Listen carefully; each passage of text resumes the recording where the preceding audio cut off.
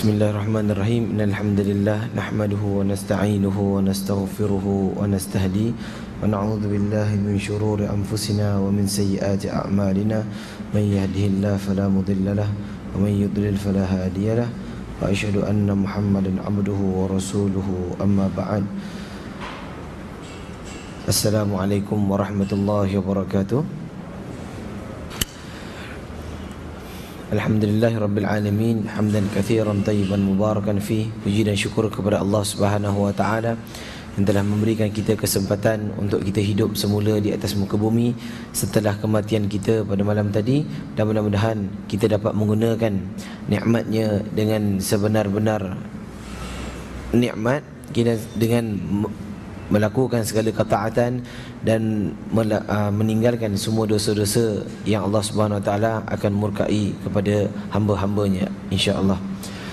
Jadi insya-Allah pada hari ini kita akan teruskan pengajian kita daripada Sahih Al-Bukhari.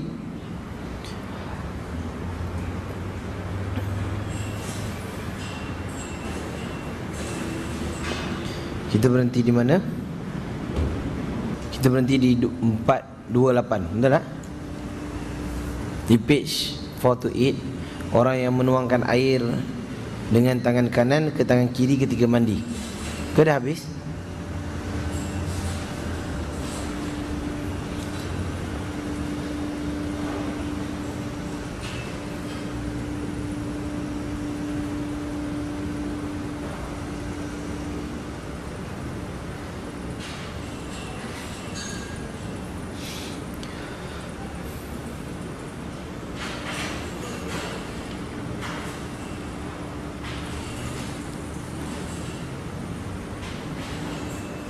Okey, kalau yang ada buka 428, kita tengok hadis An Quraib. Ada tak? Bab ke-11. Ada ya?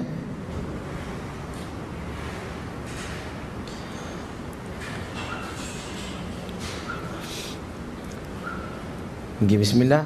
Tajuknya adalah orang yang menuangkan air dengan tangan kanan ke tangan kiri ketika mandi. Orang yang tuangkan air dengan tangan kanan ke tangan kiri ketika mandi. Kita an Quraib maula Ibn Abbas an Ibn Abbas an Maimunah bint al-Haris qalat wada'tu li Rasulillah sallallahu alaihi wasallam ghuslan wa satartuhu fasabba ala yadihi faghasalaha marratan أو مرتين. قال سليمان لا أدري أذكر الثالثة أم لا ثم أفرغ بيمينه على شماله فغسل فرجه ثم دلك يده بالأرض أو بالحائط ثم تمضمض واستنشق وغسل وجهه ويديه وغسل رأسه ثم صب على جسده ثم تنحى فغسل قدميه فناولته خرقة فقال بيده هكذا ولم يردها. Kita tengok daripada, diriwayatkan daripada Quraib, iaitu mantan budak Ibn Abbas. Budak Ibn Abbas ni maksudnya apa? Maula ataupun hamba Ibn Abbas. Daripada Ibn Abbas, daripada Ibn Abbas sendiri. Ibn Abbas ambil daripada Maimunah binti Al-Haris. Maimunah binti Al-Haris, isteri yang keberapa pada Nabi sallallahu alaihi wasallam? Kak Mun ke-11. Lepas Maimunah siapa? Maria. Yang lain? Sebutkan daripada pertama. Sayyidatina Khadijah binti Khuwailid. Lagi Saudah binti Zam'ah. Saudah binti Zam'ah. Lagi Aisyah binti Abi Bakar. Aisyah binti Abi Bakar. Seterusnya Hafsah. Dia tak nak Hafsah, itu Hafsah Senin. Ni Hafsah. Hafsah binti Umar. Tadi adanya anak Abu Bakar, betul? Lepas tu adanya kahwinnya dengan anak Umar. Seterusnya Zainab binti Khuzaimah. Zainab binti Khuzaimah. Seterusnya Ummu Salamah binti Abi Umayyah. Seterusnya Zainab binti Jahsh. Seterusnya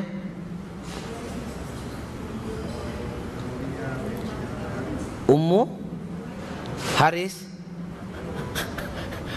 Ummu Habibah. Ummu Habibah. Seterusnya Juwairiyah. Seterusnya Safiyah. Seterusnya Maimunah.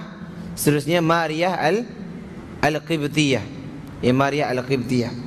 Jadi kalau kita tengok Khadijah binti Khuwailid, Nabi SAW kahwin dengan dia, dan hasil daripada Khadijah berapa anak dapat?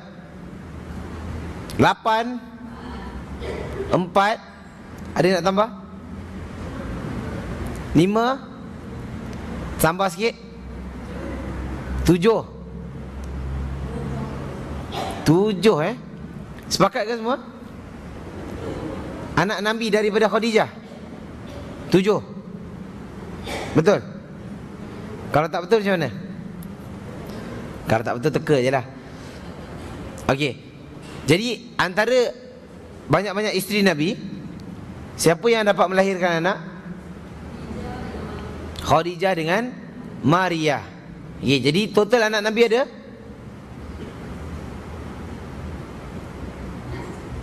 Anak kita ada berapa? Total anak Nabi ada 7. Dan 7 itu terbahagi antara Maria dengan Khadijah. Jadi daripada Khadijah sendiri, tulis kat situ Khadijah sendiri ada 6. Maria 1. Khadijah ada 6, Maria 1. Siapa yang 6? Yang pertama, anak sulung Nabi siapa? Qasim. Ingat tak? Bukan Kasim. Qasim. Qasim kedua. Ni anak Nabi ni, subhanallah, maulud Nabi ni. Kedua siapa? Ruqayyah. Kedua Abdullah. Ni kalau tak nak tulis kena hafal lah. Kalau tak nak hafal kena tulis. Qasim, lepas tu Abdullah. Lepas tu Zainab. Zainab, isteri Nabi ada 2 Zainab. Satu Zainab binti Khuzaimah, satu Zainab binti Jahash. Anak Nabi sekali lagi adanya Zainab binti anak Nabi Zainab binti apa? Pak Mat.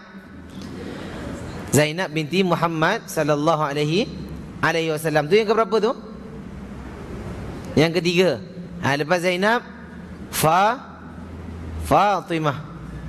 Fatimah binti Muhammad. Fatimah. Jangan sebut Fatimah.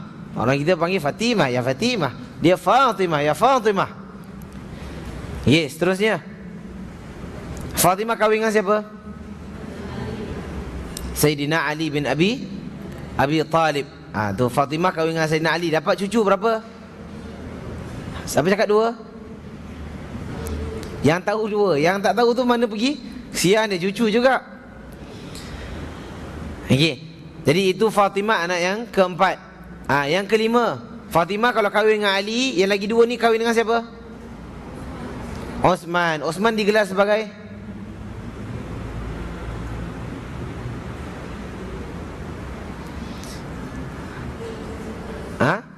Abang Os. Osman. Orang Melayu dia suka panggil gelaran-gelaran. Zunnurain. Ingat tak? Orang tak ingat ni, berapa lama dah tak belajar.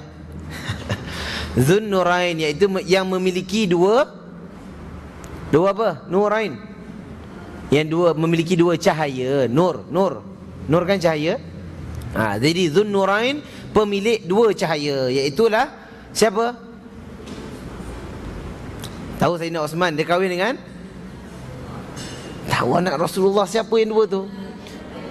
Kak Gaya. Ruqayyah. Sebut Ruqayyah. Bukan Ruqyah. Orang Melayu sebut Ruqyah lah, Kak Gaya lah. Ruqayyah. Okay, lagi satu Ummi Kalsum. Ummu Kalsum. Ummu Kalsum. Jadi itu 6 anak daripada Khadijah. Khadijah anak dia ada 6. Turun lagi satu daripada Maryah Al-Qibtiyah. Itu anak, siapa nama dia? Last sekali Ibrahim. Last sekali adalah Ibrahim.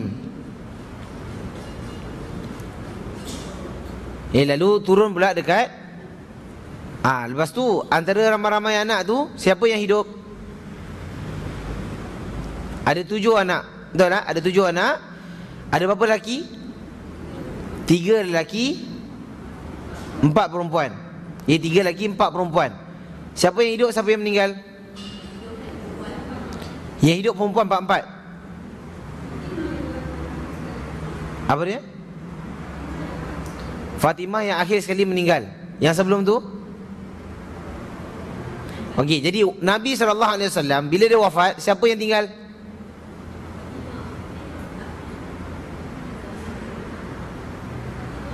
Fatimah. Zainab dah meninggal. Ruqayyah, Ummi Kalsum dah. Kerana itu waktu Nabi SAW dah kahwinkan Ruqayyah, Ruqayyah meninggal, kahwinkan dengan Ummi Kalsum. Nabi cakap, seandainya aku ada anak lagi satu, aku akan bagi Osman juga. Subhanallah. Ni Osman ni Nabi SAW pilih menjadi orang yang dia kahwinkan anak baginda SAW dengan Osman. Okey. Jadi apabila yang dah meninggal Nabi SAW, yang tinggal adalah Fatimah. Jadi Fatimah yang kahwin dengan Ali radhiyallahu anhu, barulah dapatnya cucu. Cucunya pula siapa? Hasan, Husain. Lagi Hasan, Husain. 2 baru. Ada lagi 3.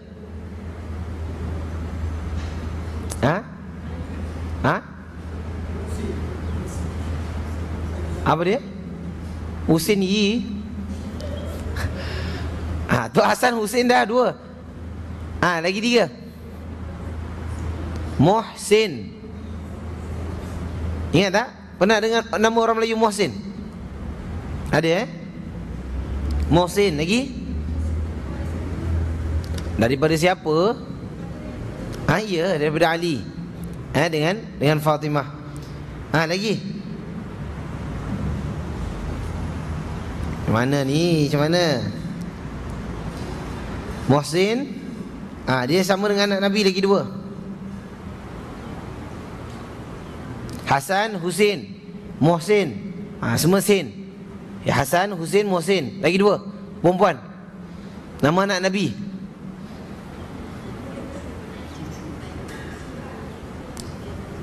Sama nama dia macam nama anak Nabi. Lagi 2 ni. Ummi Kalsum. Tu main hantam ke? Siapa?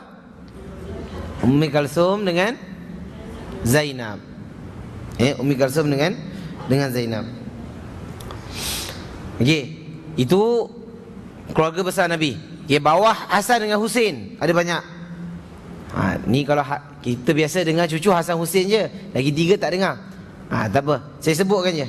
Kalau daripada Hasan, daripada Husain, dia ada Abu Bakar, Abdullah, Ali Al-Kabir, Ali Zainal Abidin, Umar, Fatimah, Sakinah, Zainab, As-Sughra, Ummi Kalsum. Daripada Husain. Kalau daripada Hasan, dia ada Talha, Hamzah, Ja'far, Ya'qub, Muhammad, Amru, Husain, Abdul Rahman, Umar, Hasan, Abdullah, Abu Bakar, Al-Qasim dengan Zaid. Ni boleh sebutkan?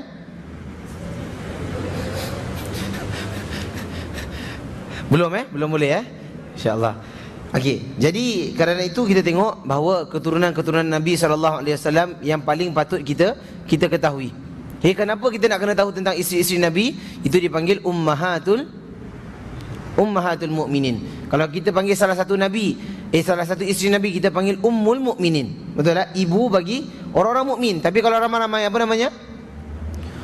Ummahatul mukminin. Ummahatul mukminin, di mana apabila Nabi sallallahu alaihi wasallam wafat, semua bekas-bekas isteri dia tidak boleh dikahwini ataupun tidak boleh berkahwin lagi selepas baginda alaihi salatu wassalam.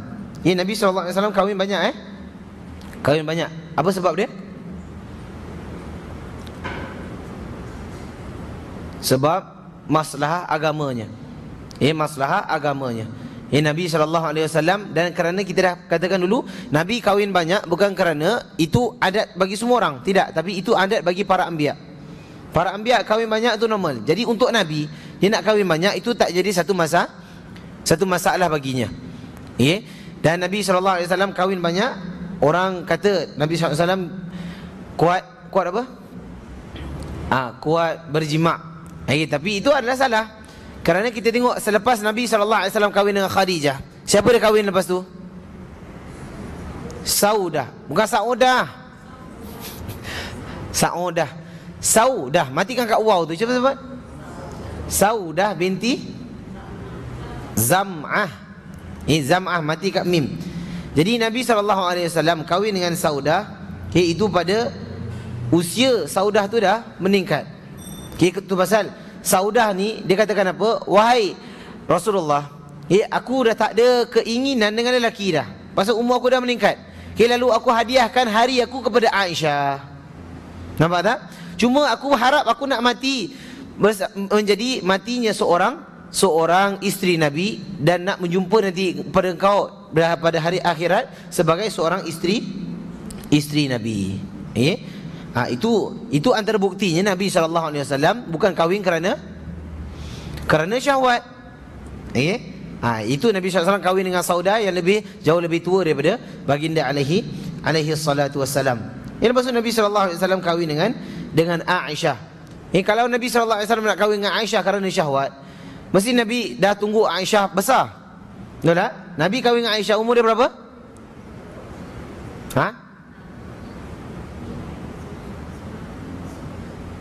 Nabi kahwin dengan Aisyah, waktu tu Aisyah umur berapa? 9 tahun. Okey.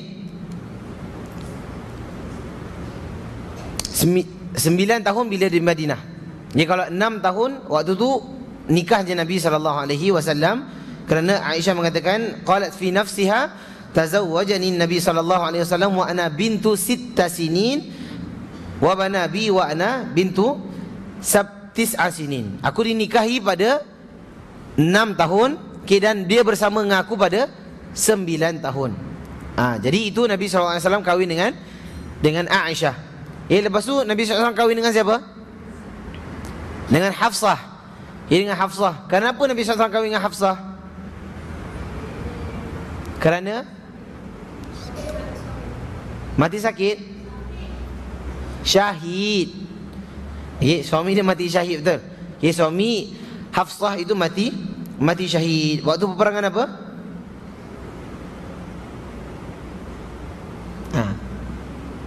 Ingat tak? Kita ingat? Badar atau Uhud? Tengah-tengah lah. Okey. Jadi siapa nama suami dia yang meninggal tu? Nama dia Khunais. Kalau boleh tulis note kat situ, nama suami kepada Hafsah yang sebenar adalah Khunais bin Hudzaqah. Khunais bin Hudzaqah. Dan dia antara orang yang memasuki peperangan Badar, dan dia mati di Madinah kerana sakitnya, kerana bekas sakitnya. Jadi lepas tu Umar radhiyallahu anhu pun pergi kepada Osman. Pergi kepada Osman. Untuk offer kepada Osman. Osman, nak kahwin tak dengan anak aku? Iaitu Hafsah binti Umar. Osman pun fikir. Dia cakap, aku tidak ada keinginan untuk kahwin dengan Hafsah. Itu boleh tolak tak? Boleh. Kalau orang melamar kita ataupun kita melamar orang, kena tolak tu normal lah. Kalau ada kena tolak, buat muka selamba je dah balik. Janganlah nak merayu-merayu, tolonglah. Dia buat muka selamba je dah, bukannya malu pun. Ini dah memang namanya peminangan, tak semestinya orang kena terima. Betul tak? Dia tak payah pun syarat. Tak apa, kita perkenalan dulu ya. Berkenalan dulu 2 tahun, kita ikat bercinta dulu tengok. Jadi ini tak ada bercinta, tak ada apa punya. Dia tengok background dia. Ni background anak pun anak Umar. Dan suami dia pun suami orang yang mati syahid. Cuma Osman, dia nak tak nak itu hak dia. Nampak? Lepas tu dia pergi kat siapa? Abu Bakar. Tengok, tu pasal Umar dia akan cari pengganti kepada anak suami dia yang meninggal. Dia bagi orang yang hebat-hebat. Lepas tu dia pergi ke Abu Bakar. Dia pergi ke Abu Bakar, sepatah pun tak keluar. Hek pun tidak, hak pun tidak. Abu Bakar, dia diam je. Lagi Umar pegang. Osman dah tak dapat. Abu Bakar pun tak ada cakap apa-apa. Lalu apa yang berlaku? Dia pergi kepada siapa? Rasulullah sallallahu alaihi wasallam. Lalu Rasulullah sallallahu alaihi wasallam pun terima. Dan dia pun kahwin dengan Hafsah. Dia terkenangkan apa? Suami dia yang dah banyak berkorban untuk Islam. Nampak? Jadi itu adakah kerana seks? Bukan. Nabi SAW kahwin kerana banyaknya Nabi SAW menghargai perjuangan suami-suami mereka dalam Islam. Lalu Abu Bakar pun datang dekat Umar. Jadi kau tahu kenapa aku senyap? Pasal aku dah tahu hint sebelum ni Nabi dah bagi tahu aku sebenarnya dia nak dengan Hafsah. Jadi aku tak naklah cakap banyak. Dan Nabi dan Abu Bakar cakap kepada Umar, seandainya Nabi tak nak, confirm aku yang akan ambil anak kau. Nampak tak? Tengok, itu adabnya Abu Bakar dengan Nabi SAW. Pasal dia paling rapat dengan Nabi. Dah tak ada orang yang lain yang paling rapat dengan Nabi SAW. Lepas tu banyak lagi lah ceritanya. Tu lepas tu ada Zainab binti Khuzaimah. Lepas tu ada Ummu Salamah. Lepas tu Ummu Salamah pula, suami dia siapa? Abu Salamah. Dia meninggal. Lepas tu Nabi SAW, dia teringat Nabi SAW doa, ajarkan kepada doa orang yang ditimpa musibah. Kalau banjir tak? Macam mana kutipan minggu lepas? Bagus? Dah hantar semua? Alhamdulillah. Ada perlukan lagi Ada tu dekat Masjid Raudhah pun banyak juga. Dia orang kumpul-kumpulkan ke sana. Okey, jadi apabila ditimpa satu musibah, apa doanya? Alhamdulillahilladzi at'amana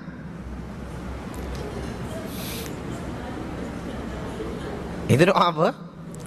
Doa lepas makan. Janganlah lepas banjir pun alhamdulillahilladzi at'amana. Tertelan air lumpur.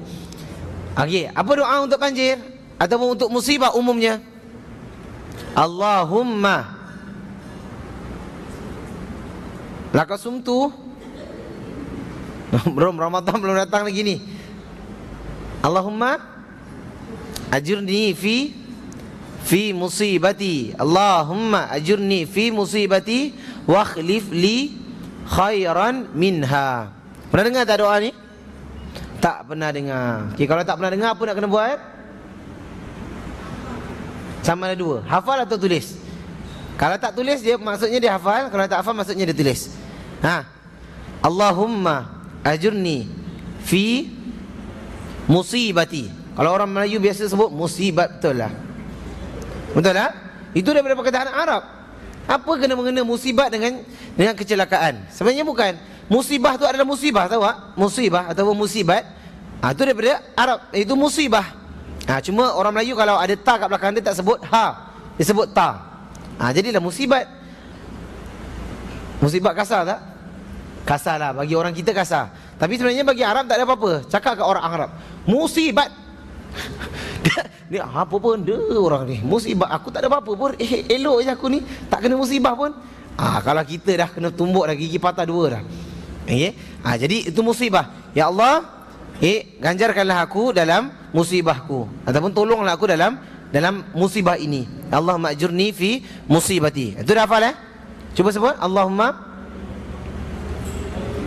fi musibati wa akhlif li wa akhlif li, dan gantikanlah aku, gantikanlah bagiku, wa akhlif li khairan apa khairan? Baik, minha khairan minha, yang lebih baik daripadanya. Boleh ya? Gantikanlah bagiku yang lebih baik daripadanya. Ejanya alif kha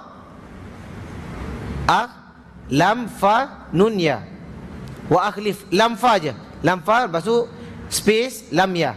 Wa akhlif li. Boleh ya? Dia tak sambung.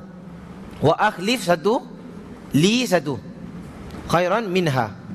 Dan jadi baca daripada mula, Allahumma fi musibati wa akhlif li khairan minha. Ya Allah, ganjarkanlah aku bagi musibah ini, dan gantikanlah aku yang lebih baik daripadanya. Maka itulah yang Ummu Salamah dapat. Jadi bila suami dia meninggal, dia pun baca doa tu. Tapi sebelum Allahumma tu kena sebut inna lillahi wa inna ilaihi raji'un. Hanya kepada Allah, daripada Allah kami, hanya kepada Allah kami kembali. Dan kami hanya milik Allah. Inna lillah, kami milik Allah. Wa inna ilaihi raji'un, dan kepadanya lah kami kembali. Maka Ummu Salamah pun mengatakan, falamma tuwfiya Abu Salamah, apabila Abu Salamah pun meninggal, qultu kama amarani Rasulullah, maka aku pun mengatakan seperti mana Rasulullah sallallahu alaihi wasallam berkata. Fa akhlafallahu li khairan minhu, maka Allah pun tukarkan bagi Abu Salamah yang lebih baik daripadanya. Allahu akbar. Iaitu Rasulullah sallallahu alaihi wasallam.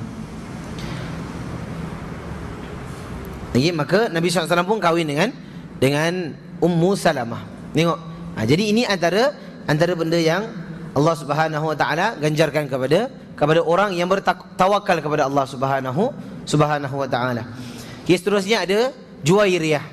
Adanya Juwairiyah binti Al-Harith. Itu Nabi SAW kahwin dengan dia selepas waktu ghazwah, peperangan Bani Mustalik. Pernah dengar tak? Bani Mustalik pernah dengar? Itu antara ghazwah Bani Mustalik, itu antara peperangan dengan orang-orang Yahudi. Lepas tu Nabi SAW bebaskannya, dan Nabi SAW menikahinya. Begitu juga dengan Zainab binti Jahsh. Zainab binti Jahsh ini adalah perintah daripada Allah Subhanahu Wa Taala. Zainab binti Jahsh dia kahwin kerana perintah Allah Azza wa Jalla. Kerana apa? Sebenarnya Zainab binti Jahsh dia kahwin dengan siapa mula-mula? Zaid bin Harith. Zaid bin Harithah. Waktu tu Nabi SAW datang masuk Meminang untuk nikahkannya dengan Zaid bin Harithah. Lepas tu Zaid bin Harithah pun mengadu kat Nabi SAW tentang tak sesuainya dia dengan siapa tadi nama dia? Zainab binti Jahsh. Binti Jahsh, kerana Zainab binti Jahsh ni antara orang yang terkemuka di antara orang-orang kabilah Arab. Lalu Zaid bin Harithah ni ada seorang budak. Ia ada seorang hamba yang telah dibebaskan. Jadi tak sama pangkatnya. Lalu Nabi SAW puji tentang Zainab binti Jahsh ni. Dia katakan sama ada korang dikahwinkan oleh wali-wali korang. Faham tak? Maksudnya orang-orang kita kena kahwin ada wali tak? Kan ada wali, bapa dan sebagainya yang mengkahwinkannya. Zawwajakunna ahalikunna, iaitu orang-orang perempuan kahwin dengan adanya walinya, persetujuan walinya. Boleh tak?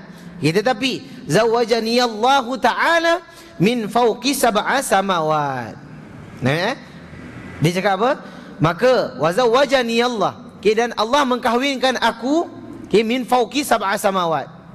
Nampak tak? Daripada 7 lapis langit dekat atas. Maksudnya itu adalah daripada keizinan Allah Subhanahu Wa Taala. Beza dengan isteri-isterinya yang lain.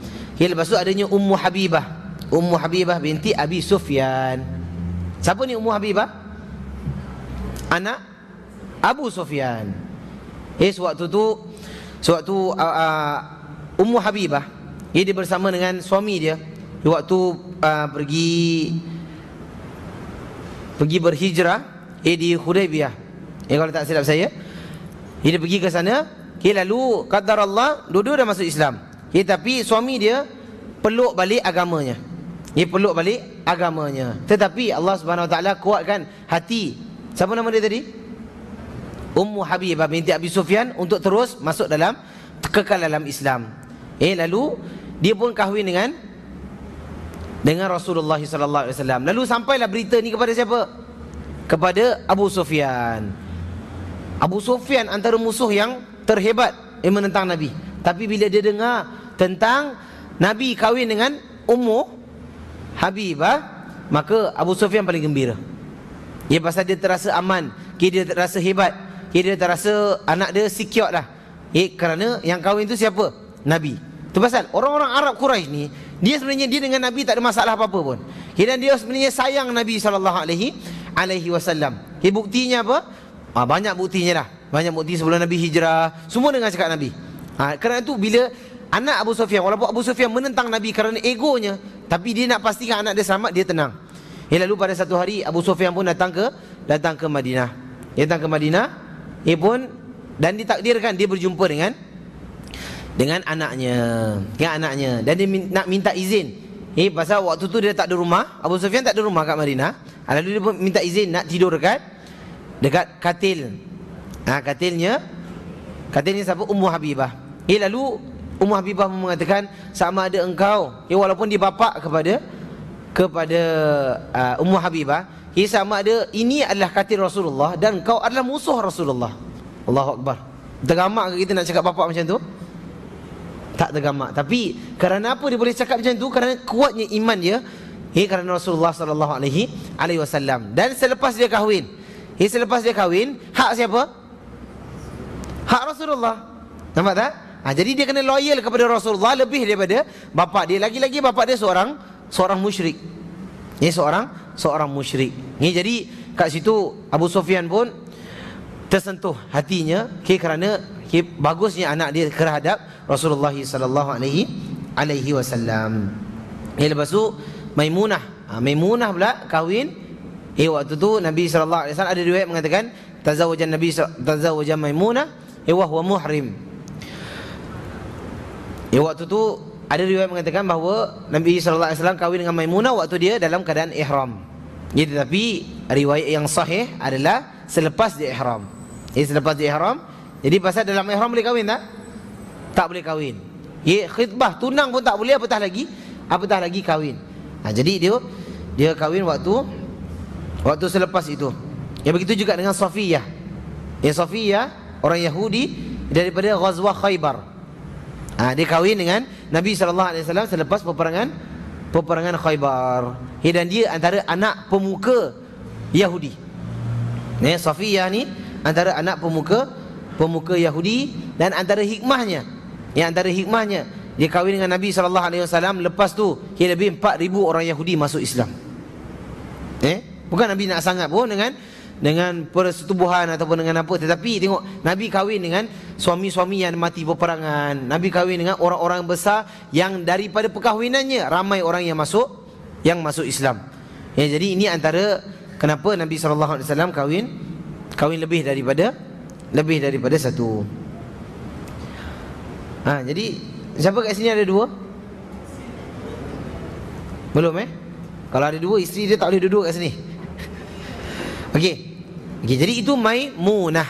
Maimunah ini yang kahwin dengan Nabi SAW lepas ihram. Tengok hadis tu.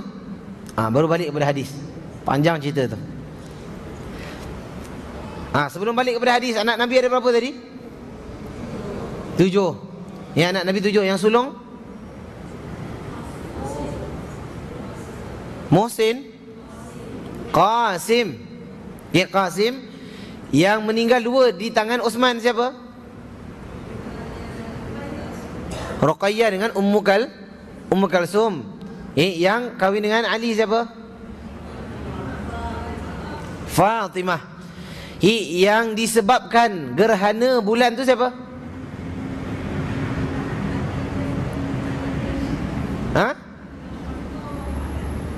Rasulullah wafat gerhana bulan. Anak dia kenapa? Meninggal.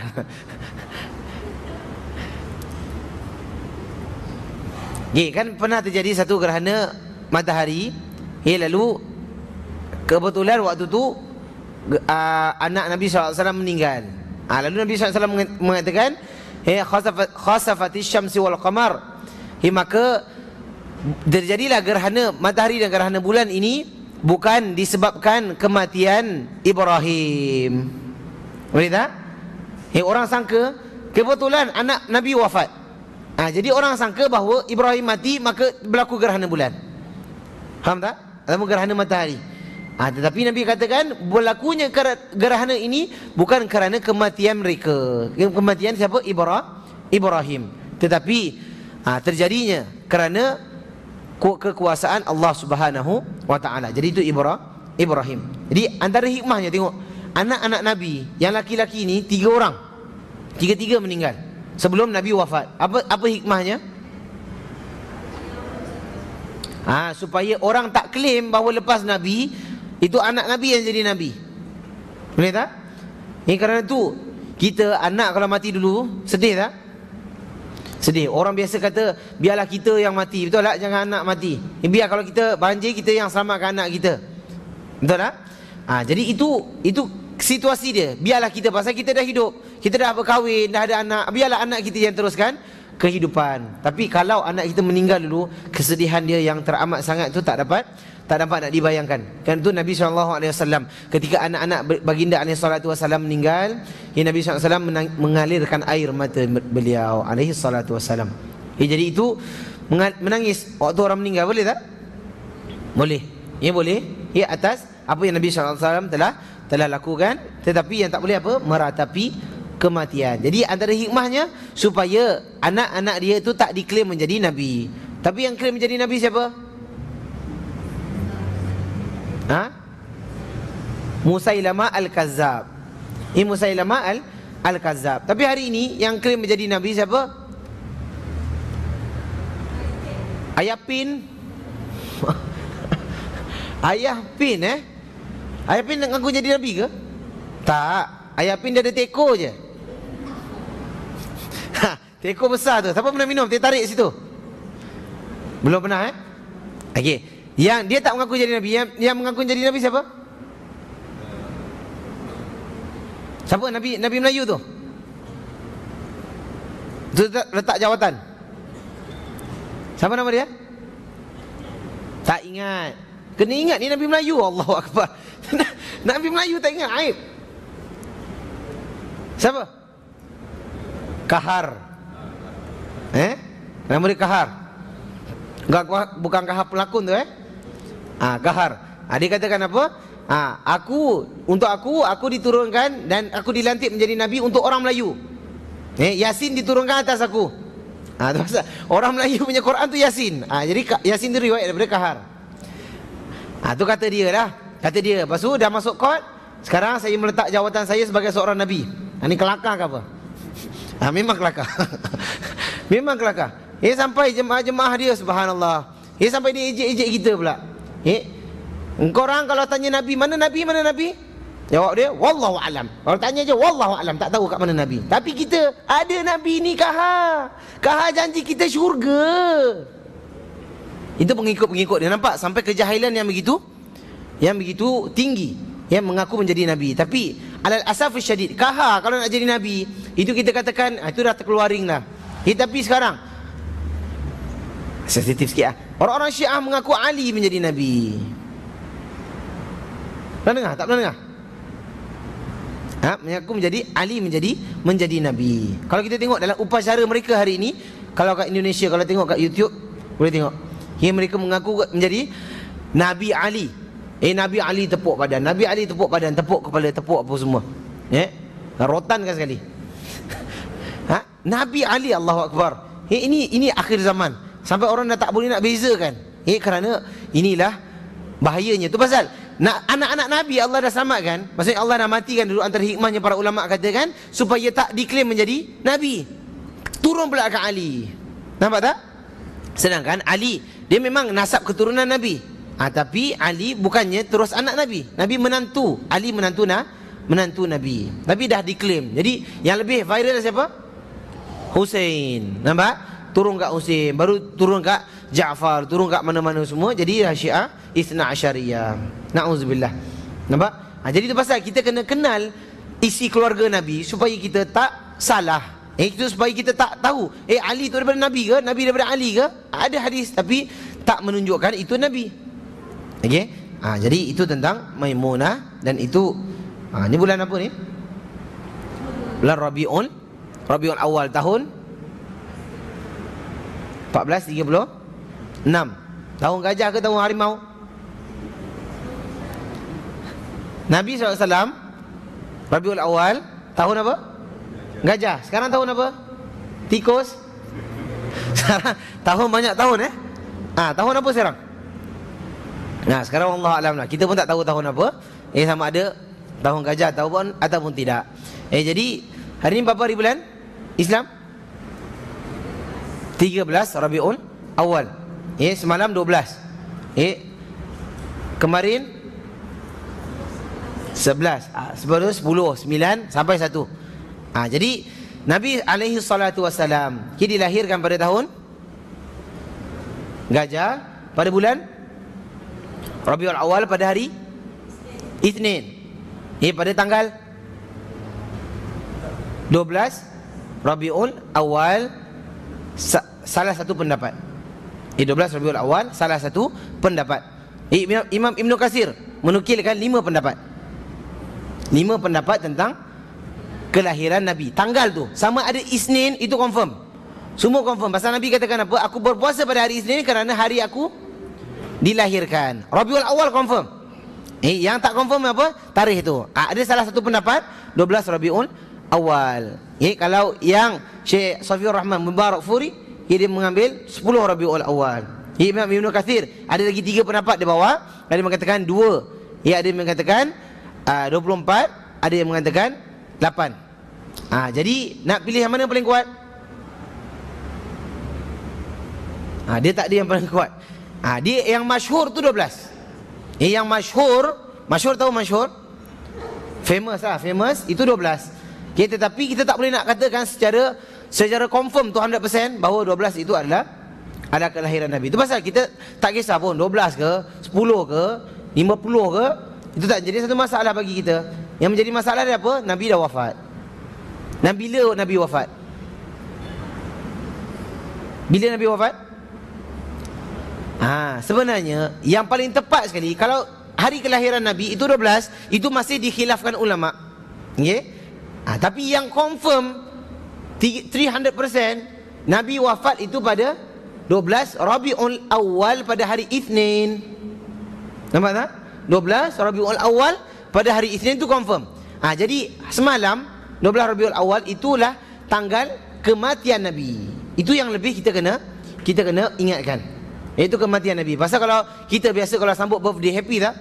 Happy, enjoy, buat party. Betul tak? Buat party. Tapi kalau sebut mati, ada yang buat happy. Mati dia berkabung 40 hari. Dan banyak macam hari.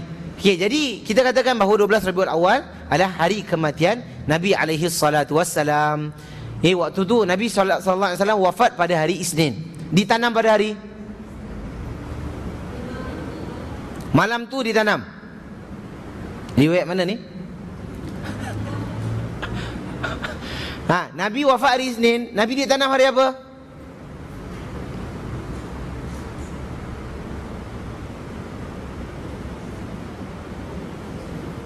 Okey, kalau kita mati, contoh saya mati sekarang, bila nak tanam? Sekarang juga? Mandi dah dulu, tak kesian. Tak bagi can langsung. Bagilah can, bagilah saya mandi dulu.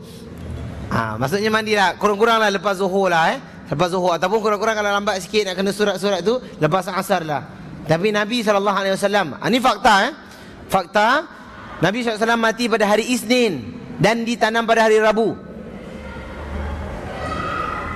Tulislah Nabi wafat hari Isnin. Tak tulis pun tak apa, ni confirm tahu Jadi dia selang 3 hari. Maksudnya hari Isnin 1, hari Selasa 1, hari Rabu tu dikira 3 hari 2 malam. Dah masuk hotel pula 3 hari 2 malam. Okey, jadi ditanam pada hari Rabu. Kenapa Nabi ditanam hari Rabu? Bukankah Nabi sallallahu alaihi wasallam pernah bersabda asri'u bil janazah? Betul tak? Nabi katakan bercepatkanlah pengkebumian. Kenapa ditanam 3 hari? Nak cari pengganti khalifah. Siapa yang suruh?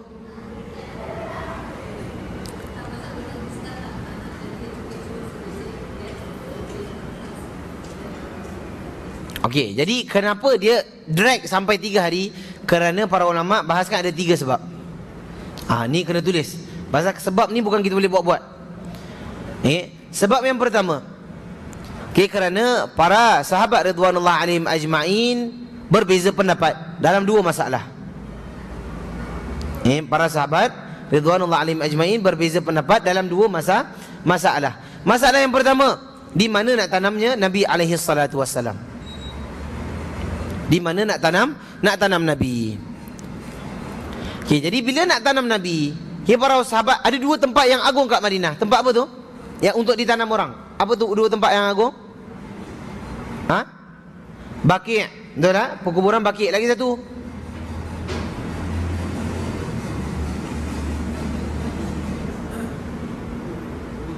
Uhud. Kan ada syuhada Uhud. Syuhada Uhud ada siapa? Sayyidina Hamzah. Ada 2 tempat yang agung untuk ditanam. Satu dekat Baqi', satu dekat Uhud. Pasal Uhud tu pakcik Nabi yang subhanallah perjuangan dia sampai ke hari ini kita ingat. Jadi para sahabat khilaf kat mana nak tanam ni. Jadi itu antara sebabnya kenapa didragkan. Sampailah Abu Bakar datang. Abu Bakar pun mengatakan, aku pernah dengar Nabi SAW bersabda, tidak ada dimatikan seorang Nabi. Mamin nabiyin, kalau dia mati, takkan dia ditanam kecuali tempat mana dia mati. Jadi itu antara sebab. Yang kedua, sebab apa dilambatkan? Antara sebabnya para ulama bahaskan kerana waktu itu para sahabat berbeza pendapat bagaimana nak mandikan Nabi SAW. Apa masalah nak beza pendapatnya nak mandi? Kerana para sahabat yang lain, seandainya kita pernah mandikan jenazah tak? Pernah? Tak pernah mandi jenazah? Pernah? Kalau kita mandikan jenazah buat apa? Apa dia? Spray air? Buka baju? Kalau kita biasa mandikan jenazah, kita akan buka bajunya. Betul tak? Buka baju, kita tutup aurat. Betul tak orang lelaki? Nanti kan tukang mandi tu, ini aurat tak boleh tengok. Dan dia akan bersihkan aurat, tapi bahagian di bawah kain lah. Tapi ini Rasulullah. Adakah Rasulullah kita nak buka bajunya? Lalu Aisyah radhiyallahu anha pun ada di situ. Lalu Aisyah radhiyallahu anha pun meriwayatkan bahawa ketika itu tiba-tiba para sahabat yang nak mandikan Nabi tiba-tiba tertidur. Lalu apa yang berlaku? Lalu seorang yang tak dikenali datang dan dia pun katakan, mandikanlah Nabi dengan pakaian-pakaiannya sekali. Lalu para sahabat pun bangun, mandikan Rasulullah sallallahu alaihi wasallam. Setelah itu dikafankan dengan 3 helai kain kafan. 3 helai kain kafan. 3 helai. Dan kain itu dinamakan kain apa? Kain apa nama kain kafan Nabi itu? Kain ihram. Ada orang sekarang trend orang kalau nak meninggal, dia akan balut dengan kain ihram. Pasal apa saya tak tahulah. Tapi Nabi SAW punya kain tu nama dia kain kursuf. Nama dia kain kursuf, dia buat daripada Yaman. Dia kain cotton kursuf. Dia buat daripada Yaman. Itu 3 helai kain kafan. Lepas tu dah balut. Dah balut Nabi SAW letak pacai tak? Nabi kena letak pacai tak? Tak letak pacai. Jenazah kita letak pacai tak? Letak pacai. Apa tujuan pacai? Buat garden. La ilaha illallah. Antara orang katalah tujuan pacai untuk wangi dan sebagainya. Itu kalau wangi-wangilah. Jangan tujuan lain sudah. Jadi Nabi SAW itu khilaf yang kedua. Itu sebab yang pertama. Ada perbezaan pendapat. Seterusnya antara yang kedua, kerana sebab kedua kenapa Nabi didragkan sampai 3 hari, Kerana orang datang untuk solat secara sendiri. Furadah. Orang datang untuk solat secara sendiri. Kalau kita mati nanti, orang solatkan kita secara apa? Secara berjamaah, betul tak? Imam tengok mana kepala, mana pusat. Tengoklah mana lelaki, mana perempuan. Kita angkat takbir, semua angkat takbir belakang, terus hantar masuk rumah dia. Masuk kubur. Lalu ni Nabi SAW, Nabi pesan kepada para sahabat, seandainya aku mati nanti, hendaklah kamu dan semua para sahabat datang secara furadah. Furadah maksudnya apa? Secara sendiri-sendiri. Seorang masuk keluar, masuk solat habis solat keluar. Para sahabat ramai tak? Ramai. Yang pergi haji je ramai. Betul tak? Jadi semua para sahabat solat. Yang laki-laki dulu. Dah habis laki-laki, barulah anak-anak kecil. Ibnu Abbas, Ibnu Umar, Ibnu yang lainnya. Lepas tu baru semua wanita pula. Wanita ramai lagi. Tu yang panjang waktunya. Panjang waktunya. Barulah itu sebab yang kedua, kerana nak disolatkan secara sendirian. Yang ketiga, para ulama bahaskan kenapa didragkan sampai 3 hari. Kerana itu tadi, nak memilih khalifah dulu. Nak memilih khalifah. Kerana khalifah adalah orang yang paling penting. Betul tak? Kalau kita 1 hari tanpa presiden, tanpa prime minister, rosak tak? Rosak. Orang boleh curi, tak boleh claim pun. Betul tak? Pasal waktu tu memang dalam keadaan tak ada pemerintah. Kalau kita tengok negara darurat, kedai kena curi, betul tak? Museum. Kalau kat Mesir dulu, museum, replika yang dah berapa puluh ribu tahun punya, kena curi pun tak ada masalah pun. Pasal apa? Dengan dalam keadaan darurat. Jadi itu antara 3 sebab para ulama bahaskan waktu kematian Nabi SAW. Nabi wafat pada hari Isnin dan ditanam pada hari Rabu. Ditanam pada hari Rabu. Jadi itulah 12 Rabiul Awal. Baru betul 12 Rabiul Awal, tarikh kewafatan baginda alaihi salatu wassalam. Jadi bulan Rabiul Awal, kita ingat tentang kematian Nabi SAW. Ada masalah ke? Tak ada masalah lah. Ingat Nabi mati, bulan lain pun kita ingat. Cuma memang dah kebetulan lalu bulan ni, kita ingatkan tentang kematian Nabi. Itu tak menunjukkan bahawa kita ingat Nabi waktu ni je. Kita ingat Nabi pada setiap bulan. Betul tak? Bulan purnama, bulan sabit pun kita ingat tentang baginda alaihi salatu wassalam. Apa buktinya? Buktinya kita buka figure Rasulullah. Kita start figure Rasulullah ni bila? Bulan Rabiul Awal ke? Tidak. Betul tak? Kita start sebelum Ramadan lagi dulu. Itu jadi buktinya cinta Nabi ni tak boleh berbelah bagi. Tak boleh masuk bulan Rabiul Awal je kita ingat. Habis Rabiul Awal habis, hilang. Jadi kita kena sampai mati. Karena itu Nabi SAW mengatakan, bersabda, la yu'minu ahadukum hatta akuna ahabba ilaihi. Tidak akan beriman, sempurna iman seorang kamu itu sehingga dia mencintai aku lebih daripada orang lain. Jadi tak dikhususkan pada waktu-waktu yang tertentu, tapi insya-Allah kita sentiasa cinta kepada Nabi SAW. Ni tak masuk hadis ni. Okey, kita masuklah. Kita masuk. Ya, an Maimunah bin Haris qalat, daripada Maimunah, ia berkata, binti Haris, ia berkata, aku meletakkan air mandi untuk Rasulullah sallallahu alaihi wasallam. Aku letakkan air mandi untuk siapa? Untuk Rasulullah sallallahu alaihi wasallam. Dan aku menutupinya. Maka beliau menuangkannya ke tangan kanannya dan mencucinya sekali atau 2 kali. Sulaiman berkata, aku tidak tahu apakah beliau menyebutkan yang ketiga atau tidak. Kemudian beliau menuangkannya dengan tangan kanan ke tangan kirinya dan mencuci kemaluannya. Nampak tak? Ada 2 perkara kat situ. Satu, Nabi SAW tuang daripada tangan kiri ke tangan kanan. Untuk mencuci anggota wuduknya, untuk kumur-kumur. Lepas tu Nabi SAW tuangkan daripada tangan kanan ke tangan kiri untuk cuci apa?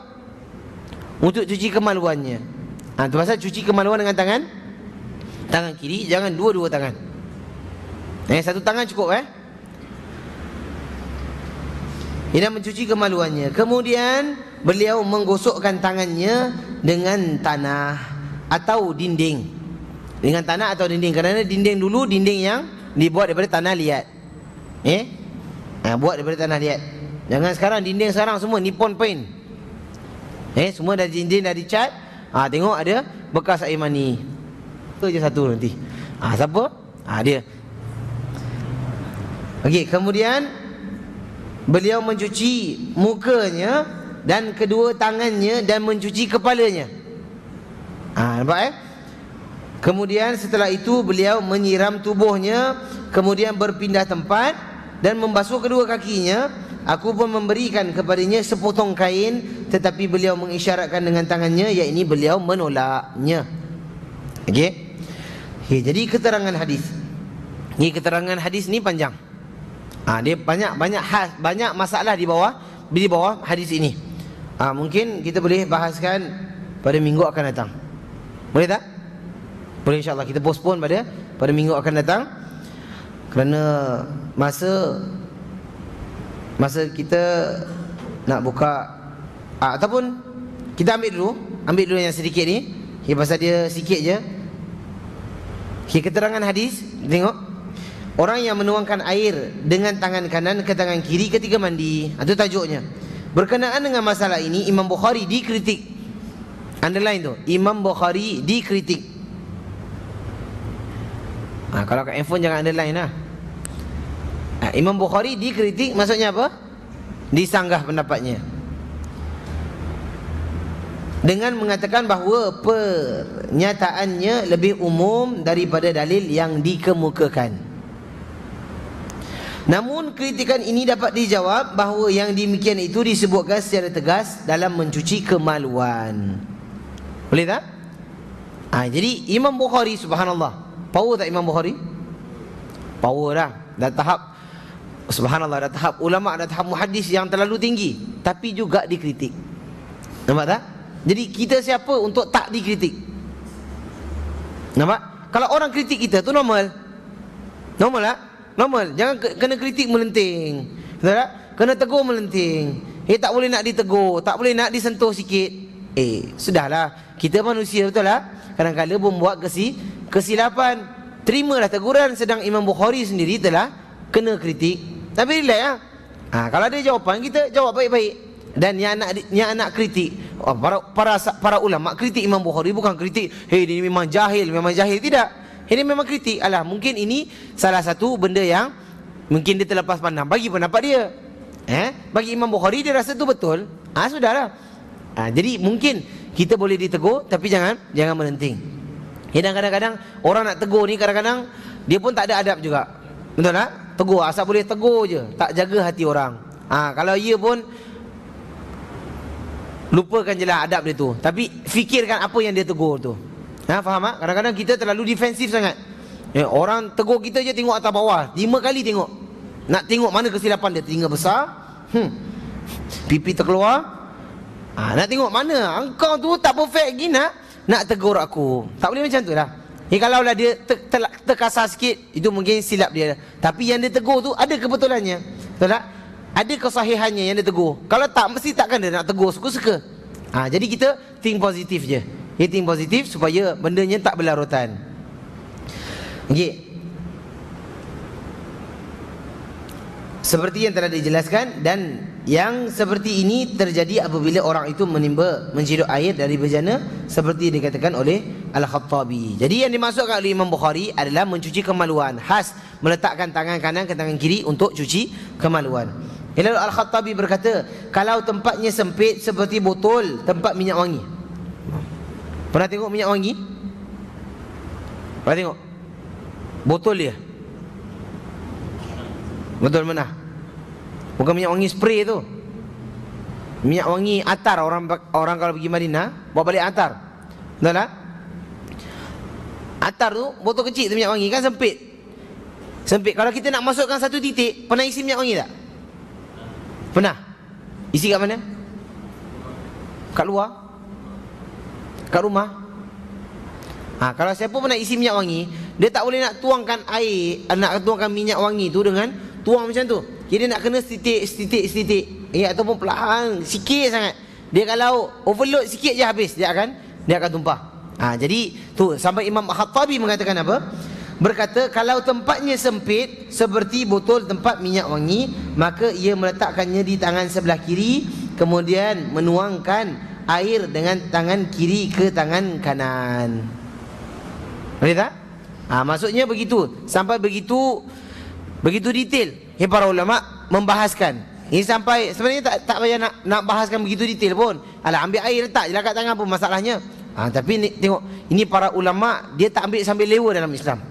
Ini dalam sekecil-kecil perkara para ulama akan sentuhkan sampai boleh mempermisalkan seumpama sekecil botol minyak wangi. Okey. Lalu fasabba, maka beliau menuangkan.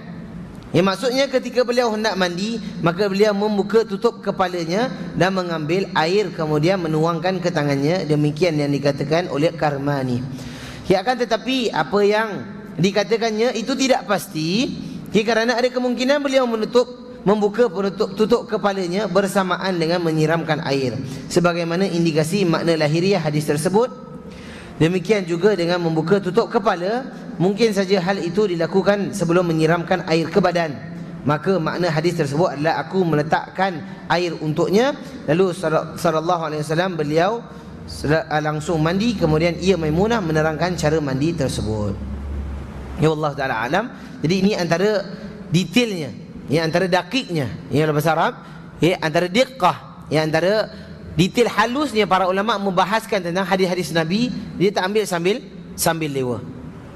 Wallahu alam. Jadi minggu depan insya-Allah kita akan tengok masuk kepada orang yang menggawili isteri kemudian mengulanginya, dan orang yang mendatangi isteri-isterinya dengan sekali mandi. Kalau orang tu berkahwin, orang tu bersama dengan isterinya, adakah dia boleh mengulangi ataupun dia dah bergaul dengan isteri dia, lepas makan dia nak bergaul lagi? Adakah dia nak kena syarat dia mandi dulu, mandi, lepas makan makan gula-gula mandi, minum air mandi, lepas tu baru boleh bersama? Ataupun dia boleh bersama, lepas tu dia nak buat hal apa-apa sekejap, lepas tu nak bersama lagi? Boleh. Ataupun kena mandi ataupun tak kena mandi, kena ambil wuduk ataupun tak kena ambil wuduk. Tu insya-Allah kita akan masuk detail lepas minggu depan. Ni tajuk hot minggu depan jangan tak datang. Jadi kita tengok itu insya-Allah kita akan tundakan pada minggu akan datang. Insya-Allah kita buka pada figur Rasulullah kita.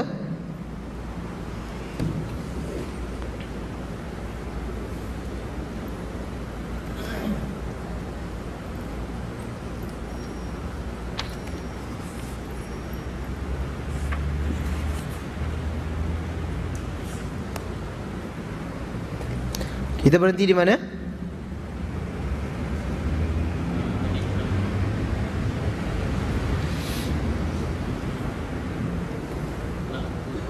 enam puluh bab fi na'li. Betul tak? Sandal. Na'li bukan sandal. Na'li sandal lah. Tahu itu bahasa Jerman.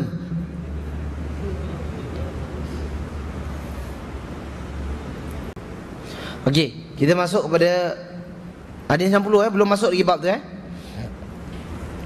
babu ma jaa fi na'li Rasulillah sallallahu alaihi wasallam. Bab ma jaa fi na'li Rasulillah sallallahu alaihi wasallam. Maksudnya apa? Bab ke-10 tentang sandal Rasulullah sallallahu alaihi wasallam. Jadi an Qatadah. Bacakan. An qala. Baca. Sekali lagi. An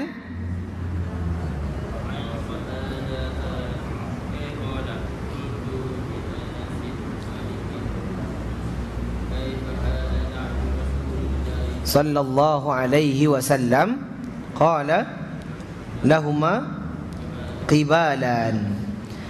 An Qatadah qala qultu li Anas Malikin kaifa kana na'li Rasulillah sallallahu alaihi wasallam qala lahuma qibalan.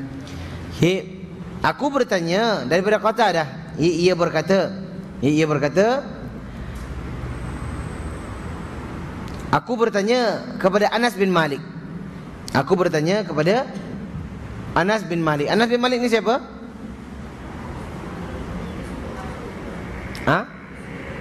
Pembantu Nabi SAW.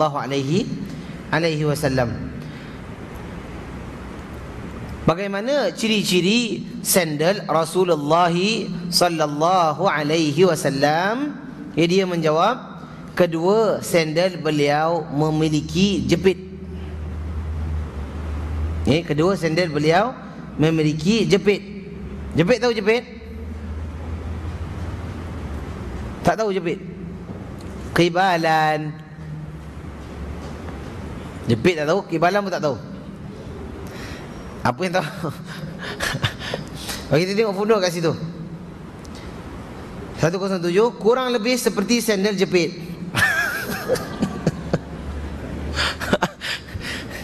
Dia buat kelakar Dia buat kelakar. Okey.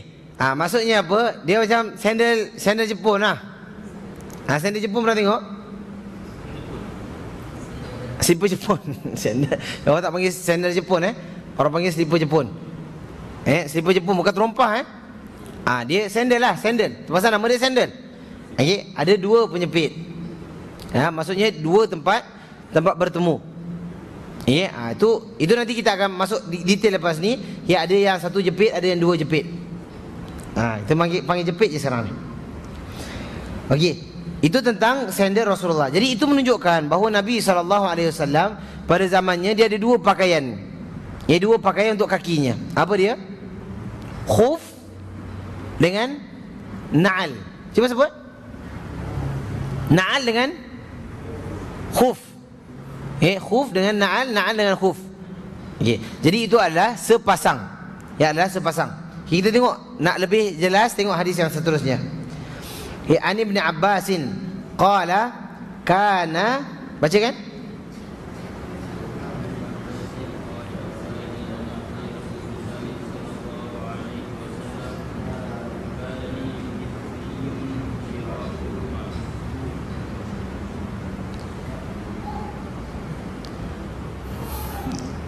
An Ibn Abbasin qala kana lina'li Rasulillah sallallahu alaihi wasallam qibalan. Qibalan mathniyun shirakuhuma. Mathniyun shirakuhuma. Daripada Ibn Abbasin. Daripada Ibn Abbas, ia berkata, sandal Rasulullah sallallahu alaihi wasallam memiliki jepit dan bertali ganda. Jepit kita dah tahu tadi. Jepit, dia maksudnya dia jepit lah.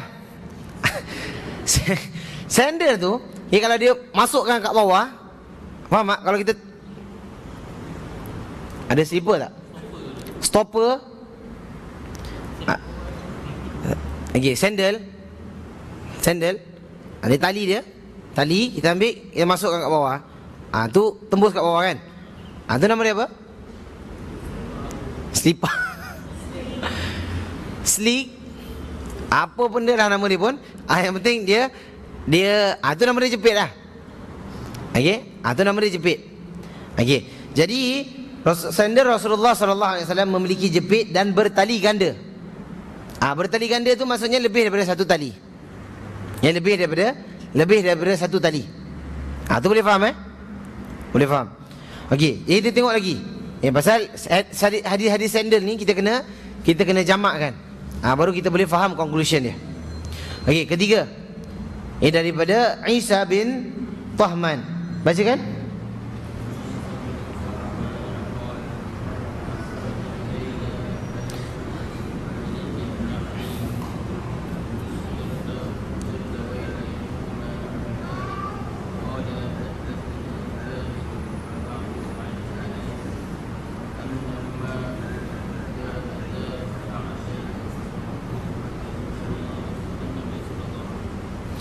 Sallallahu alaihi wasallam. Ni baca ke tak baca ni?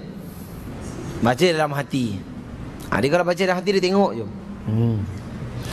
Kita tengok hadis nombor 62. Isa bin Tahmana qala akhraja ilaina Anas bin Malik na'laini jardawaini. Cuba sebut.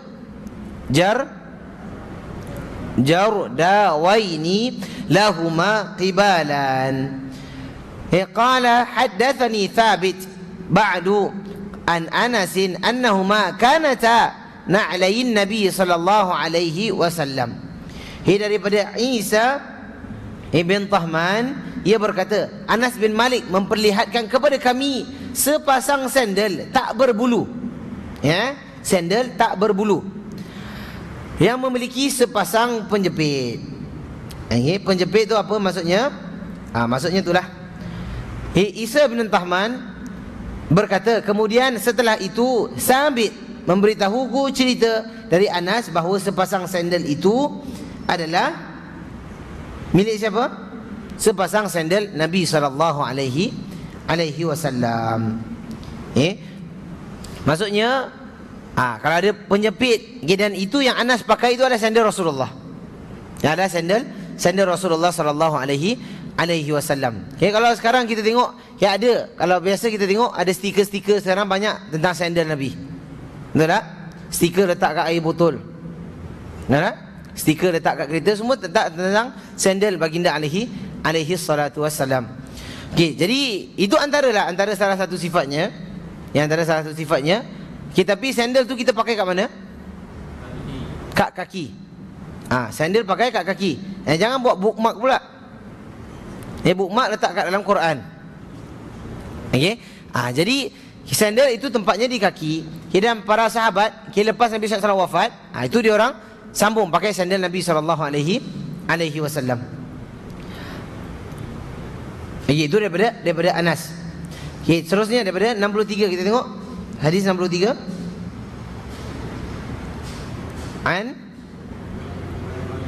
An Ubaid bin Juraih. Bacakan.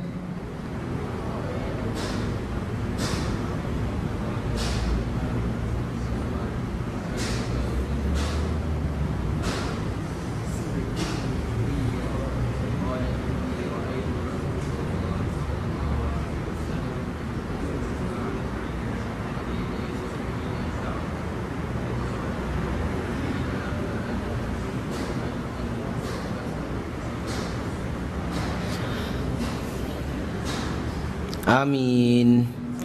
Jelas sekali. Amin. Okey, bagus. Ya, an Ubaid bin Juraih annahu qala li ibn Umar ra'aituka talbasu an-ni'alah as-sibtiyah. Jom sebut as-sibtiyah. Qala inni ra'aitu Rasulullah sallallahu alaihi wasallam yalbasu an-ni'al allati laysa fiha sya'run wa yatawaddau fiha fa ana uhibbu an albasaha. Daripada Ubaid bin Juraij, bahawasanya dia berkata kepada Ibnu Umar, aku melihatmu memakai sandal tak berbulu. Ibnu Umar menjawab, sungguhnya aku melihat Rasulullah sallallahu alaihi wasallam memakai sandal tidak berbulu. Beliau berwudu sambil memakai sandal, maka aku senang memakainya. Ada disebutkan situ memakai sandal. Memakai sandal. Jadi Nabi SAW, kalau kita tahu sifat dia tadi, sifat sandal Nabi bukan macam khuf. Khuf Nabi SAW ada tertutup atasnya. Sampai ke mana? Sampai ke buku lali. Itu namanya khuf. Tapi kalau sandal itu selipar. Selipar yang ada dua tali. Dua tali yang bercabang. Dua tali yang bercabang. Jadi di situ Nabi SAW kalau ambil wudu, dalam riwayat yang sahih, dia pakai dengan sandalnya sekali. Tapi kena air tak? Kena air. Bukan dia sapu atas sandal. Itu pasal sapu dia tak ada atas sandal. Dia sapu atas khuf. Faham tak? Dia bab jangan kita pakai selipar Jepun pun sapu. Sapu. Tu jangan. Tu maksudnya itu kena cuci kaki. Tapi seandainya dia pakai sandal, kalau dia yakin boleh terkena semuanya, itu tak jadi satu masalah. Jadi itu antara yang disebutkan oleh Ibnu Umar, bahawa Nabi SAW tak pakai berbulu. Kerana apa? Kalau pakai berbulu, itu antara yang susah juga nak kena pada kulitnya. Jadi tapi tak bermaksud kita punya sandal semua nak kena tukar. Sandal macam Rasulullah. Okay? Kalau boleh dapat yang lebih baik sekarang ni, kita pakai yang lebih baik. Dan kita nak dapat yang sebiji macam zaman Nabi pun tak boleh juga. Sekarang semua sandal rubber tak? Rubber. Zaman Nabi sandal pakai apa? Kulit. Nampak tak? Jadi dia kalau letaklah macam mana pun, Dr. Kadin ke, Pierre Kadin ke, macam mana pun tak akan sama dengan, walaupun dia buat bentuk macam bentuk Rasulullah sallallahu alaihi wasallam. Jadi kita ikut kesesuaian. Kesesuaian pada zaman ini. Cuma itu tentang sifat Rasulullah. Jadi kalau dalam mimpi datang, kalau tengok ada orang yang pakai sandal, tapi pakai sandal Dr. Kadin, itu bukan Nabi dah. Dia pakai sandal, nampak macam ada ciri-ciri lah, tapi tengok-tengok sandal dia bukan macam yang mana disifatkan. Jadi itu bukanlah Rasulullah alaihi salatu wassalam. Jadi kita ambil yang last. Yang lain kita sambung minggu depan. An Abi Hurairah qala kana li na'li Rasulillah sallallahu alaihi wasallam qibalan. Ia sandal daripada Abu Hurairah radhiyallahu anhu, ia berkata sandal Rasulullah sallallahu alaihi wasallam memiliki sepasang penjepit. Qibalan iaitu dua tali. Dua, yang maksudnya qibalan itu dua cabang. Penjepit itu dua cabang. Jadi tahulah dua cabang macam mana. Nanti insya-Allah nanti minggu depan saya akan bawakan gambar. Ini gambar yang mirip lah, yang mirip. Allah alam sama ada dikatakan ini yang sahih daripada Nabi atau tidak. Tapi ciri-ciri itu ada. Nanti kita akan buat projektor. Tak ada lah projektor, saya tak bawa lah. Cuma nanti daripada handphone ni boleh share-share lah, tengok. Ataupun nanti kita post dekat grup Duha An-Naim. Itu antara ciri-ciri sandal Rasulullah sallallahu alaihi wasallam.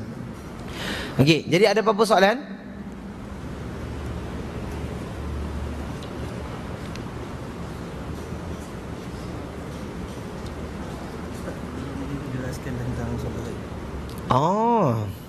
Terima kasih. Bagus. Ini dah zaman berkubur dah lama dah ni. Dulu kita pernah bahaskan tentang salat ghaib. Betul tak? Boleh tak buat salat ghaib ataupun tak boleh salat ghaib. Betul? Jadi salat ghaib, para ulama membahaskan dan kenapa Nabi SAW lakukan pada siapa? Raja Kashmir Habsyah. Siapa nama dia? An-Najashi. Betul tak? Raja Najashi. Jadi waktu tu Najashi wafat pada tahun ke?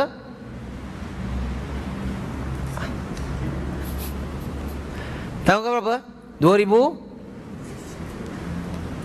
2015. Najashi masuk Islam. Itu Ashhamah masuk Islam pada tahun ke-6, wafat pada tahun ke-9. Lalu Nabi SAW dengar tentang kewafatan An-Najashi. Lalu Nabi SAW pun solatkan solat ghaib. Jadi begini, para ulama bahaskan, sama ada Najashi, Nabi SAW solatkan solat ghaib. Tapi para sahabat yang lain, ada yang mereka tak sempat Nabi solatkan, tapi Nabi tak solatkan solat ghaib. Dan ini solat ghaib tak kena pada semua orang. Tak payah semua orang. Jadi contohnya hari ni setiap orang ada, hari ni kat Singapura ada orang mati tak sekarang? Ada. Siapa tahu? Dah macam malaikat maut dah dekat sini. Macam cerita Death Note dah. Kita tengok bahawa ada, setiap hari ada orang mati. Kalau bolehnya solat ghaib, maksudnya tiap-tiap hari 24 jam kita kena solat ghaib. Tu baru kat sini. Belum kat Mekah punya Madinah, betul tak? Belum kat Afrika, belum kat Thailand. Belum kat mana-mana lagi lah. Indonesia lagi berapa juta rakyat dia. Bila nak habis? Tak habis. Dia habis solat ghaib 1, 2, 3. Jadi para ulama bahaskan, kita solat ghaib itu dibolehkan dan digalakkan itu kepada orang yang ada pengaruhnya dalam Islam. Orang yang ada pengaruhnya dalam Islam. Antaranya Najashi. Itu pasal Nabi SAW tak solat pada semua orang. Tak solat pada semua orang. Nabi SAW solat pada Najashi, iaitu antara satu ciri-ciri bolehnya solat ghaib pada orang yang ada sumbangan yang besar tentang Islam. Yang kedua, kalau kita tengok ada raja-raja Arab, kalau meninggal, ada kadang-kadang ada tempat yang buat solat ghaib. Kalau kita tengok yang kedua, kenapa boleh solat ghaib? Seandainya dia mati dalam keadaan Islam, tetapi sekelilingnya bukan orang Islam. Yang menguruskan dia bukan dalam keadaan Islam. Itu kita tak boleh nak buat apa lah. Seandainya dah memang tak ada orang, yang tak tahu dah ditanam, takkan nak korek balik. Nak korek balik tu ada hal, ada masalah tersendiri, ada riwayat dan sebagainya. So saya tak nak bincang. Cuma seandainya tak ada orang Islam yang uruskan, dan seandainya dia mati di kalangan kafir, ataupun dia mati dalam keadaan dah confirm dia mati, itu boleh kita solatkan solat ghaib. Jadi itu tak ada urusannya. Dan baki yang lain, seandainya kita nak solat ghaib, dia bagi siapa-siapa yang kita kenal, itu dibolehkan. Tapi tak pada semua orang. Tidak pada semua orang. Jadi solat ghaib itu macam biasa, niat macam biasa, nawaitu raf'al hadasi. Itu doa apa? Itu niat nak mandi. Jadi kalau niat solat ghaib tu, niat solat ghaib lah. Niat semua tahu niat macam biasalah, niat nak makan, niat lain, nak buat apa niat. Jadi solat ghaib kita niatkan untuk fulan lah. Untuk fulan, lalu kita angkat takbir macam biasa juga. Iaitu dikatakan kena solat ghaib. Jadi ada pula soalan, pernah sekali itu terjadi. Ada orang tu solat jenazah. Imam dia solat jenazah. Tapi solat jenazah dia 3 takbir je. Sah tak sah?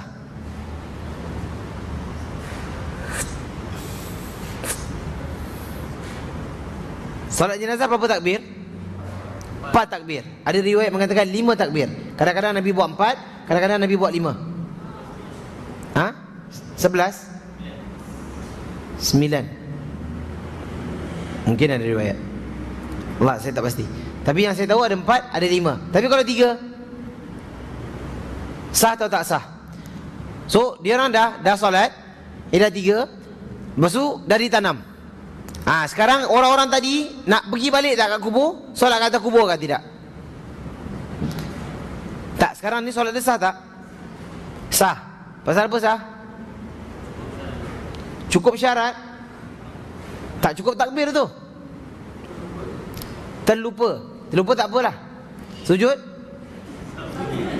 sahwi. Jangan sujud sahwi. Saya ambil sayur sahwi nanti kena. Dia begini. Kalau solat janazah, apa hukumnya? Fardu kifayah. Dia fardu kifayah. Kalau seorang buat, yang lain tak payah buat. Tapi kebetulan waktu tu ada orang makmum dia tahu dah 3, tapi makmum dia sambung lagi 1. Jadi walaupun seorang je yang buat, dah cukup. Yang lain tak payah ulang. Faham tak? Tapi kalau semua tak buat, makmum pun dia 2 kali 5 juga. 2 kali 5 apa? Allahu Akbar. Okey, lalu tu nak kena solat sekali lagi. Nak solat sekali lagi, itu pasal solatnya belum tak valid. Boleh tak? Jadi itu pasal dalam solat kita nak kena tahu apa rukun dia, apa syarat dia, supaya kita tak asal boleh je kalau tertinggal dan sebagainya. Jadi solat ghaib begitu caranya. Kalau bagusnya, dan kenapa Nabi SAW solat kepada Najasyi, kepada orang yang sumbangan dia yang besar kepada Islam, dan seandainya kita saudara mara kita yang kita jauh tahu dan sebagainya, dibolehkan. Dan begitu juga dengan orang yang tidak tahu status dia ataupun bagaimana dia mati dalam keadaan tidak bukan di kalangan orang Islam. Wallahu taala a'lam. Dan mudah-mudahan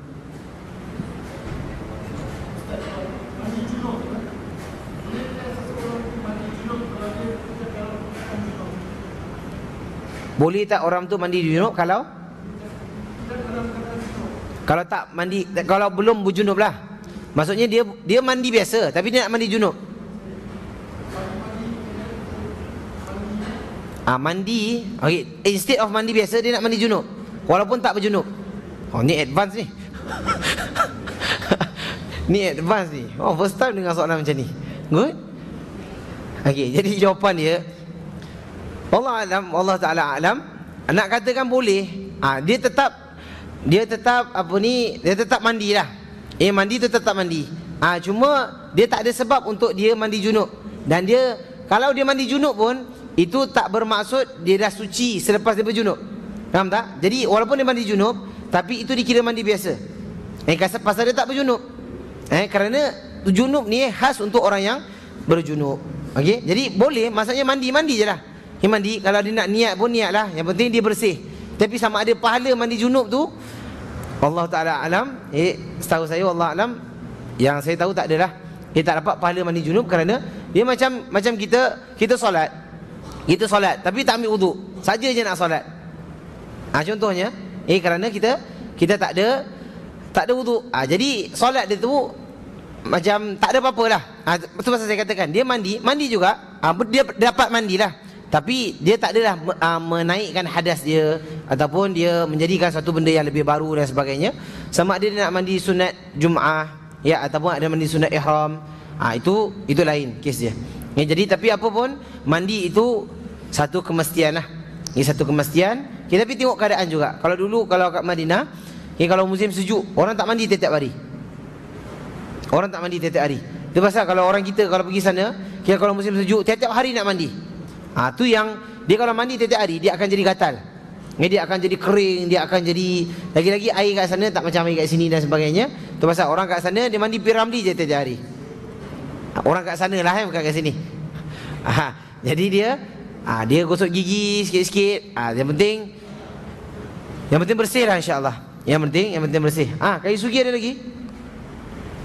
Dah tak ada Dah tak ada, kesian ramai hari ni. Alhamdulillah, tak apa. Sugi tak ada ke tak jadi masalah. InsyaAllah kalau tak ada kita bawa lagi minggu depan. Dan mudah-mudahan Allah Subhanahu Wa Taala memberkati kita di atas usaha kita yang sedikit ini untuk kita bertaqarrub ila Allah. Untuk kita mendekatkan diri kita kepada Allah Subhanahu Wa Taala, untuk kita banyakkan selawat kita kepada junjungan besar kita alaihi salatu wassalam. Kita mengenangkan matinya Nabi sallallahu alaihi wasallam adalah satu kehilangan besar bagi umat Islam.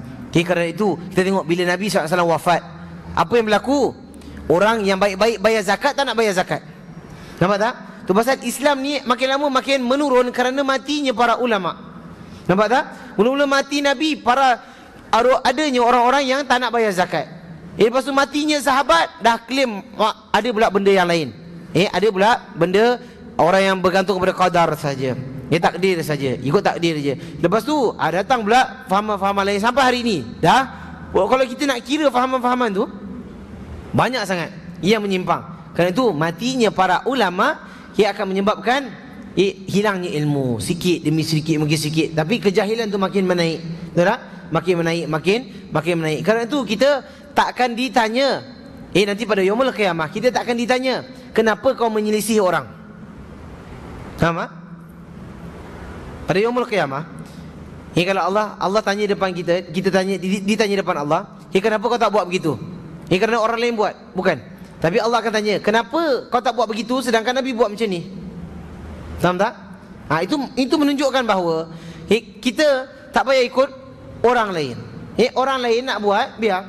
Kita takkan dipersoalkan kenapa orang lain buat begitu, kau tak buat macam diorang. Tapi kita akan ditanya, kenapa Nabi buat macam ni, kau tak buat macam Nabi. Faham tak? Sebab kita nak kena ada clear view tentang amalan kita. Nak clear view tentang apa yang kita akan disoalkan oleh Allah Azza wa Jalla. Kita tak semestinya orang lain masuk longkang, kita pun masuk longkang. Betul tak? Kenapa kau tak masuk longkang? Pasal orang lain masuk longkang. Contohlah. Jadi kita katakan bahawa kita tengok apa prioriti kita.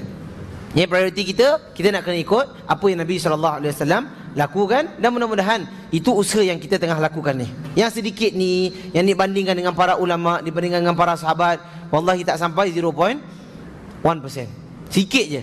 Yang ada pun sikit ni, kejap lagi dah habis. Dah keluar daripada sini, dah tak ingat benda-benda. Tunggu minggu depan, isteri Nabi pun dah lupa siapa berapa orang. Betul tak? Minggu depan saya tanya minggu ni saya tanya dah ada 12 isteri Nabi. Minggu depan kat rumah pun sama. Kat rumah ni biasa. Jadi ingat tentang isteri Nabi ada berapa tadi? Anak Nabi ada? Cucu Nabi ada? 18? 5. Cucu cicit Nabi banyak. Saya nak balik nama-nama tu minggu akan datang. Boleh insya-Allah?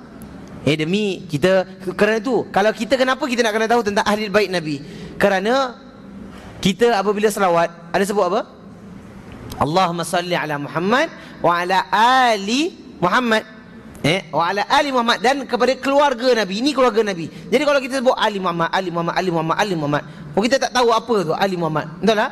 Kita fikir Muhammad Ali. Dah terbalik pula boxer, kena gigit tengok betul.